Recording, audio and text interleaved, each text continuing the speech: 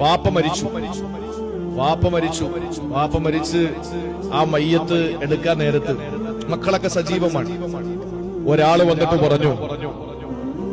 വന്നിട്ട് പറഞ്ഞു എനിക്ക് 10 ലക്ഷം രൂപ കിട്ടാനുണ്ട് വാപ്പയിൽ നിന്ന്. എനിക്കത് കിട്ടാതെ ഈ മയ്യത്തടക്കാൻ ഞാൻ സമ്മതിക്കില്ല.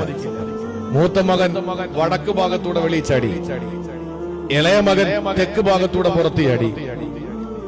മക്കളൊക്കെ 4 ഭാഗത്തേക്ക് പോയി. അവസാനം അയാൾ വന്നിട്ട് പറഞ്ഞു, ഈ മയ്യത്തടക്കണമെങ്കിൽ എനിക്ക് 10 ലക്ഷം രൂപ ഈ മയ്യത്ത് തരാനുണ്ട്, അത് തന്നിട്ടടക്കിയാ മതി.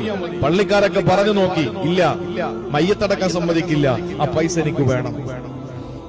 അവസാനം അകത്തു നിന്ന് പൊന്നുമോള് ആങ്ങളമാരൊക്കെ ചാടി 4 സൈഡിലേക്ക് പോയി. കാരണം അവർ പൈസ കൊടുക്കേണ്ടി വരുമല്ലോ. അപ്പം അടയ്ക്കാനില്ലെങ്കിലും മക്കൾക്ക് പ്രശ്നമൊന്നുമില്ല.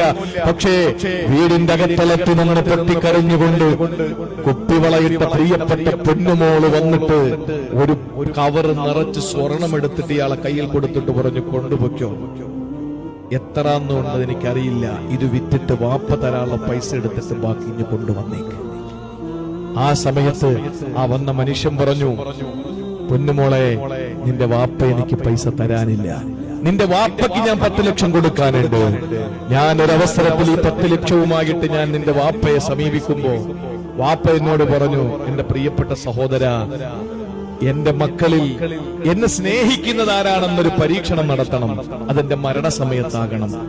ഈ പരീക്ഷണം നടത്തിയിട്ട് എന്നെ സ്നേഹിക്കുന്ന മകൻ ആരാണ് അല്ലെങ്കിൽ മകളാണെങ്കിൽ അവർക്ക് നീ ഇത് കൊടുത്താൽ മതി, അവര് ജീവിക്കട്ടെ.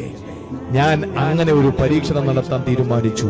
10 ലക്ഷം ഇങ്ങോട്ട് കിട്ടാനുണ്ടെന്ന് പറഞ്ഞപ്പോ നിന്റെ ആങ്ങളമാര് എവിടെയോ ചാടിപ്പോയി, നീ പോയില്ല. ഉള്ളതെടുത്തുകൊണ്ട് വന്നിട്ട് ആ വാപ്പയുടെ കടം തീർക്കാൻ വേണ്ടി പറഞ്ഞല്ലോ, നീയാണ് വാപ്പയെ സ്നേഹിക്കുന്ന മോള്, ഇത് നിനക്കിരിക്കട്ടെ എന്നും പറഞ്ഞ് അങ്ങോട്ട് കൊടുക്കുക.